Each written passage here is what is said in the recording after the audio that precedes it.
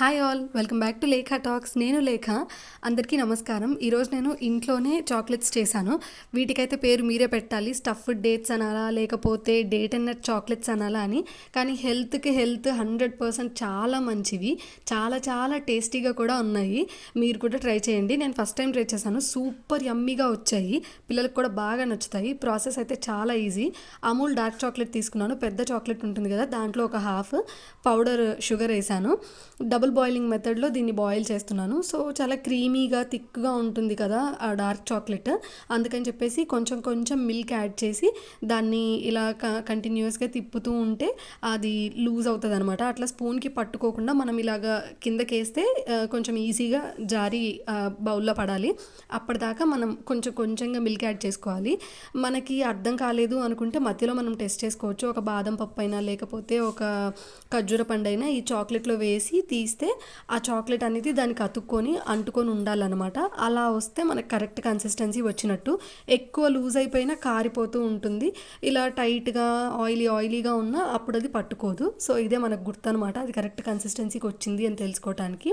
So ఇలా milk గ్రాడ్యువల్గా add చేసి దాన్ని తయారు చేసిన తర్వాత ఈ డేట్స్లో ఉన్న ఇత్తనాలు ఉంటాయి కదా, అవన్నీ ఒక్కొక్కటిగా మొత్తం తీసేసుకొని నీట్గా ఒకసారి చేసి పెట్టుకుంటే బాగుంటుంది.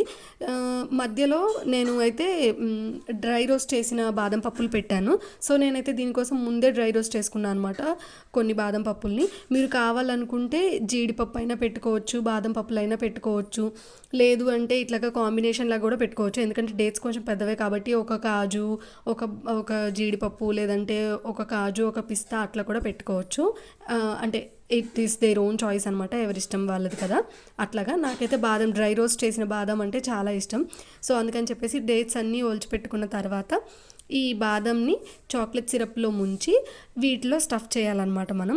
ఇలా కాకుండా డైరెక్ట్గా బాదంని కూడా వీటిలో పెట్టేసి మొత్తం ఇట్లాగా సీల్ చేసిన తర్వాత, దగ్గరకు అనేసిన తర్వాత ఈ ఖర్జూర పండునే మనం చాక్లెట్ సిరప్లో కూడా కోట్ చేసుకొని పెట్టుకోవచ్చు.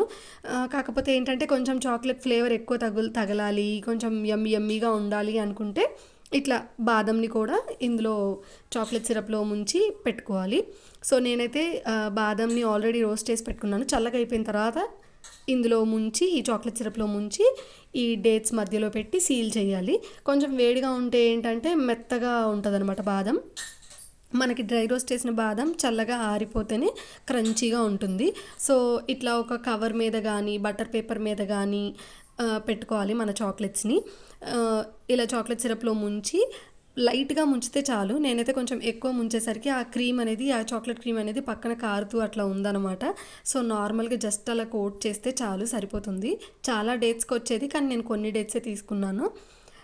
ఇట్లా అన్నీ చేసి పెట్టిన తర్వాత మనం డైరెక్ట్గా ఇలా తిన్నా కూడా మనకి టేస్ట్ అర్థమవుతుంది. కాకపోతే ఏంటంటే ఫ్రిడ్జ్లో పెట్టి తింటే అట్లాగా చాక్లెట్ కూల్గా అలా ఎంజాయ్ చేయొచ్చు. మనకి పర్ఫెక్ట్గా తెలియాలంటే ఫ్రిడ్జ్లో ఒక 1 అవర్, డీప్ ఫ్రీజర్లో ఒక 1 అవర్ పెట్టి తింటే చాలా బాగుంటుంది చాక్లెట్.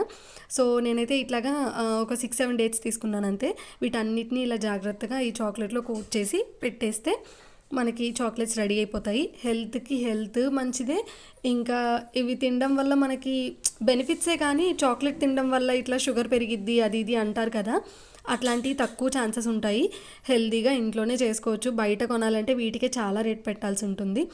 సో చాలా చాలా యమ్మీగా వచ్చాయి. మీరైతే ట్రై చేసి కమెంట్ చేయండి. Thank you all. Please subscribe to లేఖ టాక్స్.